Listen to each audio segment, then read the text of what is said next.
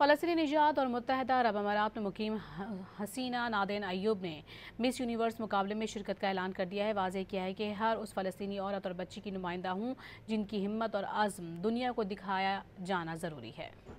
I am honored to share that I'll be representing Palestine at Miss Universe 2025.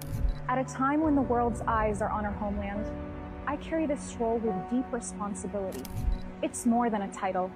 It's a platform to speak up for the people of Palestine, especially our women and children. Through my initiative, Sayyidat Falastin, I'll be sharing stories that rarely make the news. Stories of strength, creativity, and hope. We are more than our struggle. We are women with dreams. फ़लस्तीनी निजात और मुत्तहदा अरब अमारात में मुकीम हसीना नादेन अय्यूब ने miss universe मुकाबले में शिरकत का ऐलान कर दिया है। वाज़ेह किया है कि हर उस फ़लस्तीनी औरत और बच्ची की नुमाइंदा हूँ जिनकी हिम्मत और अज़्म दुनिया को दिखाया जाना ज़रूरी है।